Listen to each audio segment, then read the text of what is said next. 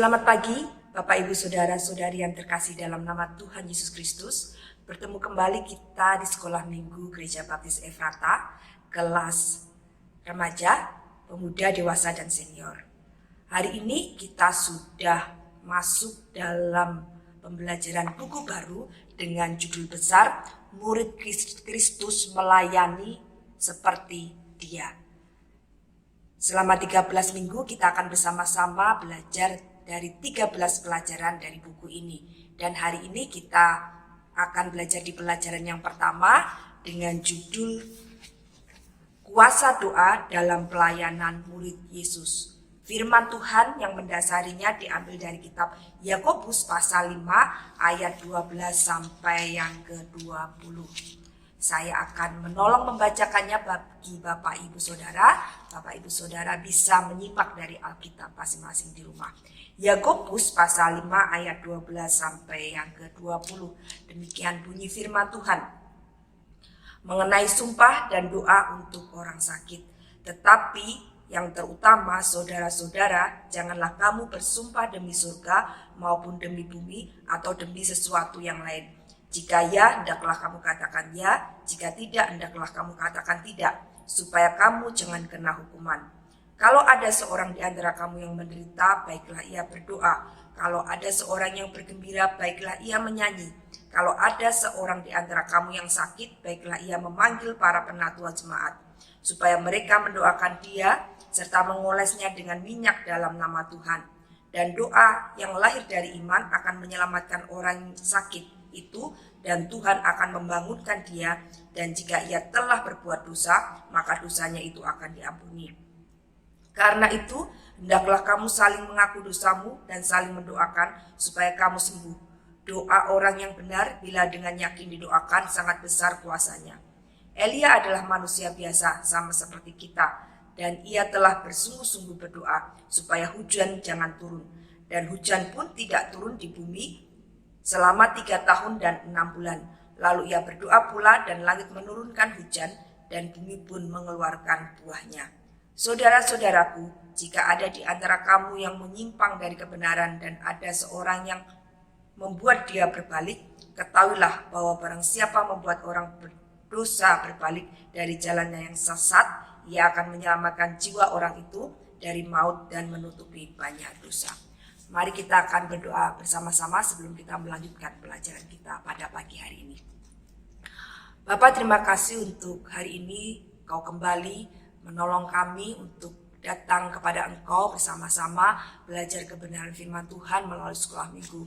Tuhan memberkati pembelajaran kami sepanjang tayangan ini dari awal pertengahan ke akhirnya, supaya kami boleh mengerti dan memahami setiap isi firman Tuhan dan menolong kami terus bertumbuh mengenal Engkau secara benar, dan pada akhirnya kami boleh berbuah dan memuliakan nama-Mu. Terima kasih Bapak untuk semuanya. Kami serahkan sekolah minggu kami pada pagi hari ini di dalam nama Tuhan Yesus Kristus yang menjadi Tuhan dan Juru Selamat kami yang hidup. Amin. Bapak Ibu Saudara, kita perlu tahu bersama-sama bahwa surat Yakobus yang kita baca pagi ini adalah surat yang ditulis oleh Yakobus, saudara kandung Yesus, bukan Yakobus murid Yesus yang merupakan saudara Yohanes.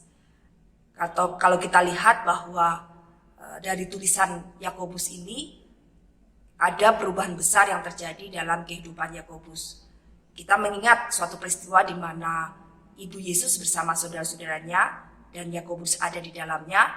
Pada saat itu bermaksud membawa pulang Yesus oleh karena menganggap bahwa Yesus sudah gila. Tapi di suatu peristiwa yang lain, pada perjalanan waktunya ketika Yesus sudah naik ke surga, Ibu Yesus bersama saudara-saudaranya berkumpul dengan murid-murid Yesus untuk berdoa. Ada pengakuan besar yang dilakukan oleh Yakobus di dalam surat Yakobus ini. Dia mengakui bahwa dirinya adalah hamba Allah dan dari Tuhan Yesus Kristus. Ini adalah pengakuan Yakobus akan ketuhanan kakaknya yang terlihat ketika dia menyebut bahwa Yesus adalah Allah dan Tuhan. Suatu kerendahan hati yang luar biasa dari seseorang yang menghabiskan begitu lama untuk hidup bersama dengan Yesus. Nah, Bapak Ibu Saudara, surat Yakobus ini adalah surat yang berisi tentang hal-hal yang bersifat praktis dalam kehidupan pribadi dan pelayanan. Berbeda sekali dengan surat Rasul Paulus maupun surat Petrus dan Yohanes yang berisi tentang pengajaran-pengajaran teologi. Dan pada saat ini kita akan bersama-sama melihat 3 hal yang diajarkan di dalam surat Yakobus yang kita baca tadi, khususnya di pasal 5 ayat 12 sampai yang ke-20. Pada ayat yang ke-17 dari bacaan kita tadi, Yakobus merujuk kepada Elia, seorang biasa yang dipilih Allah untuk menyampaikan firman-Nya kepada bangsa Israel. Dia bukan orang yang super power, bukan orang yang luar biasa ya, tetapi seorang yang biasa. Tetapi oleh karena imannya dan keyakinannya di dalam doa, tadi dikatakan bahwa Elia sanggup membuat hujan berhenti selama 3 tahun dan 6 bulan ketika dia berdoa kepada Tuhan dan meminta Tuhan untuk menghentikan hujan. Dan ketika dia berdoa kembali supaya Tuhan menurunkan hujan, hujan pun turun. Bahkan ketika peristiwa di Gunung Karmel, Elia berdoa dan Tuhan menjawab doa Elia dengan menurunkan api dari langit. Seorang yang biasa, tetapi dengan doa yang luar biasa, dengan iman yang luar biasa, sanggup melakukan hal-hal yang luar biasa. Hal ini ingin perlihatkan kepada kita semua bahwa kita pun bisa seperti Elia. Elia adalah orang-orang yang sama seperti kita, orang-orang biasa. Ketika kita memiliki iman dan keyakinan yang penuh kepada Tuhan seperti iman dan keyakinan Elia kepada Tuhan, maka kita pun bisa memiliki doa-doa yang luar biasa seperti doa-doa Elia. Beberapa hal inilah yang terjadi ketika kita berdoa seperti Elia. Yang pertama adalah kita akan memiliki kuasa di dalam pelayanan kunjungan. Pada ayat ke-14 tadi, di situ kita bisa melihat bahwa ketika seseorang ada yang sakit, maka sebaiknya ia memanggil para penatua jemaat untuk mendoakan mereka dan mengoleskan minyak bagi mereka. Ini mengajarkan kepada kita ketika kita mengalami sakit, ketika seseorang mengalami kelemahan tubuh oleh sakit penyakit, kita perlu untuk melibatkan saudara-saudara kita seiman yang lainnya untuk mendoakan kita. Kita perlu untuk menyampaikan ini kepada para pemimpin gereja, kepada hamba Tuhan, supaya mereka mendoakan kita. Ya. Dan ayat ini bukan berarti bahwa ketika kita sakit, kita hanya perlu didoakan oleh orang-orang percaya dan tidak lagi memakai atau meminum obat-obatan atau tidak perlu pergi ke dokter, tidak. Tetapi dari ayat ini tadi juga dikatakan bahwa para penatua itu mengoleskan minyak kepada mereka, yang pada saat itu, pada zaman itu minyak ini adalah salah satu perantara yang dipakai untuk penyembuhan suatu penyakit. Kalau saat ini mungkin kita tidak lagi menggunakan minyak, tetapi melalui obat-obatan, melalui perawatan para dokter dan tenaga medis. Ya. Tuhan bisa bekerja dengan berbagai cara ketika menyembuhkan orang sakit. Dia bisa menyembuhkan seorang sakit dengan suatu mujizat yang besar. Ketika didoakan dia langsung sembuh, itu bisa terjadi. Tetapi Tuhan juga bisa memakai obat-obatan dan para dokter juga para medis untuk menjadi alatnya untuk menyembuhkan seorang sakit. Nah, Kalau kita lihat bahwa orang-orang percaya, para penatua atau mungkin saat ini para pemimpin gereja ya, perlu terlibat di dalam kunjungan kepada orang-orang sakit untuk mendoakan mereka. Dan ketika orang-orang percaya itu dan atau para pemimpin gereja atau hamba Tuhan datang kepada orang sakit itu untuk berdoa bagi mereka dan yang sakit, mereka yang sakit ya, dan orang sakit ini disembuhkan, ada suatu kesaksian yang besar di dalam kesembuhan orang sakit ini. Jika kita adalah orang-orang percaya, maka kita akan semakin dikuatkan, kita akan semakin diteguhkan bahwa ketika seorang percaya berdoa dengan sungguh-sungguh memohon kepada Tuhan untuk kesembuhan seseorang, maka itu dijawab secara luar biasa oleh Tuhan, dan Tuhan mengabulkan doa orang-orang percaya itu. Karena ini bukan untuk kepentingan secara pribadi, tetapi ini untuk kemuliaan dan hormat bagi nama Tuhan. Dan Tuhan akan memakai semuanya itu untuk semakin menguatkan jemaatnya. Dan apabila yang sakit adalah orang-orang yang belum percaya, maka kuasa doa ini akan menjadi kesaksian yang besar bagi orang yang belum percaya itu. Ya, ketika dia mau didoakan di dalam nama Tuhan Yesus Kristus dan dia mengalami kesembuhan, ada kesempatan yang besar untuk orang ini percaya. Bagaimana dia mendapat kesaksian bahwa kuasa Tuhan Yesus Kristus benar-benar ya dan amin di dalam kehidupan kita semuanya. Nah, itulah yang terjadi ketika kita berdoa dengan iman kita untuk saudara-saudara kita yang sakit. Ya, ada kuasa besar yang akan terjadi menjawab setiap doa-doa kita, karena semuanya itu bukan untuk diri kita, bukan untuk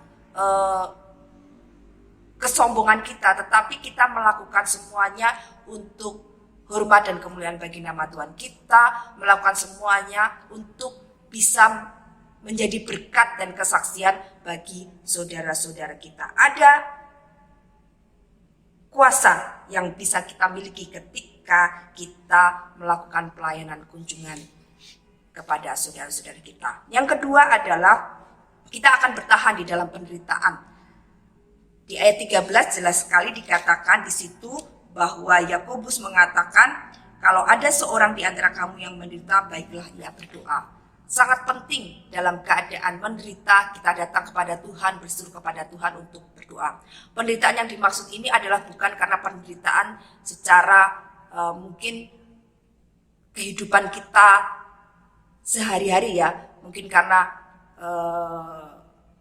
ekonomi atau karena masalah dengan teman atau masalah dengan keluarga kita, tidak, tetapi di sini merujuk kepada penderitaan yang dialami oleh orang-orang percaya karena pengabaran Injil yang dilakukan.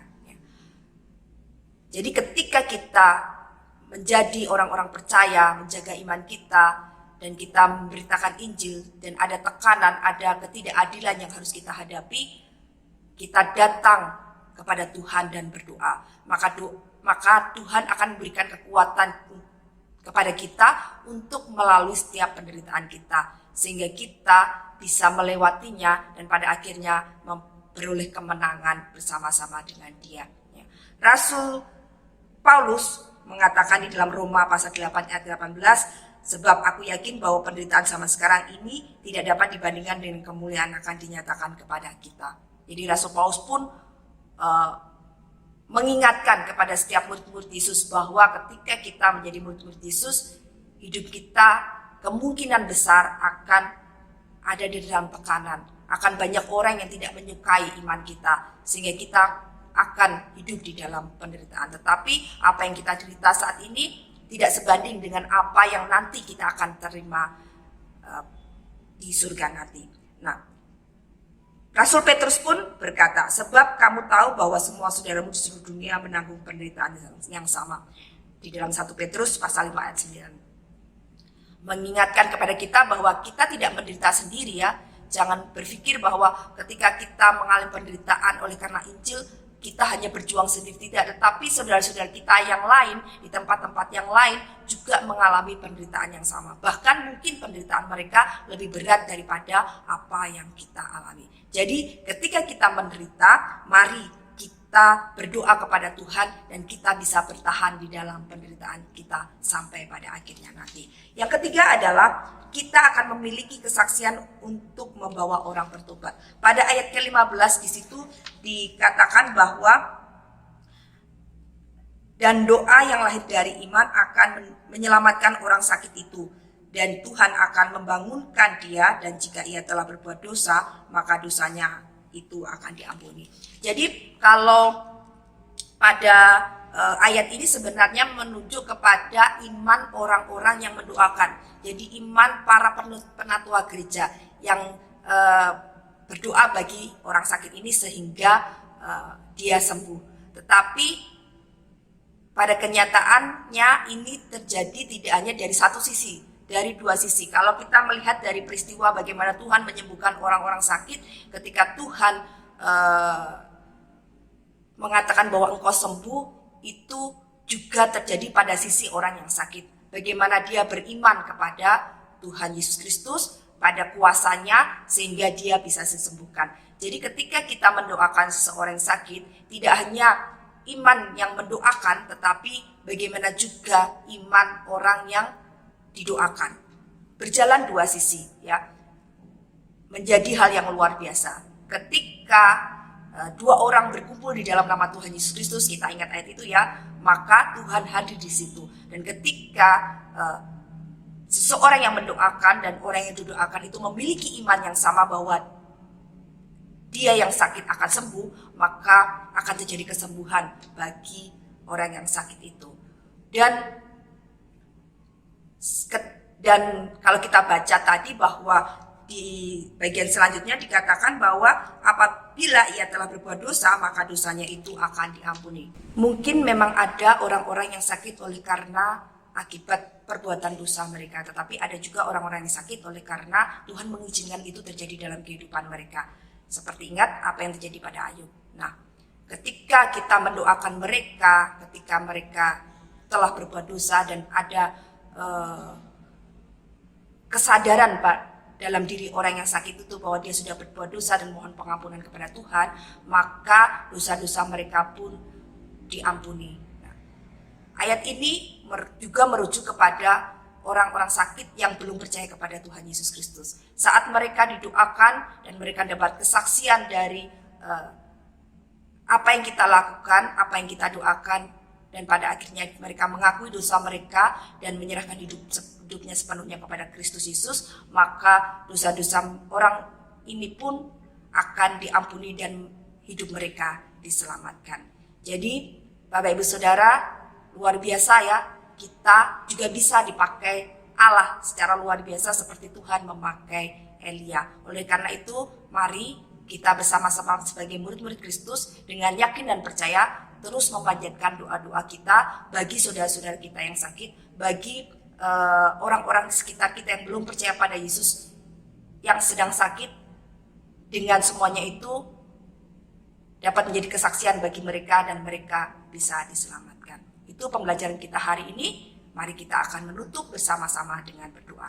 Bapak, terima kasih untuk hari ini kami mengucap syukur Engkau memberikan suatu pelajaran yang luar biasa dalam kehidupan kami, bahwa kami juga bisa seperti Elia dipakai Allah secara luar biasa melalui doa-doa kami menjadi berkat bagi orang-orang yang sakit. Biarlah kami menjadi murid Yesus yang terus peduli kepada orang lain, kepada saudara seiman kami maupun kepada orang-orang yang belum percaya, supaya kami terus mendoakan mereka dalam keadaan apapun mereka, sehingga melalui doa-doa kami mereka boleh kembali kepada Kristus, mereka boleh dimenangkan. Kami serahkan semuanya ke tangan kuasa Tuhan. Tuhan terus pakai kami untuk menjadi berkat dan kesaksian dimanapun Tuhan menempatkan kami. Terima kasih Tuhan untuk hari ini. Kami mengucap syukur dan kami serahkan hidup kami sepenuhnya ke tangan kuasa-Mu Tuhan yang mengendalikan dan memimpin. Ampuni segala dosa dan kesalahan kami, dalam nama Tuhan Kristus kami sudah berdoa. Amin. Selamat pagi. Tuhan Yesus memberkati. Sampai jumpa di sekolah minggu depan.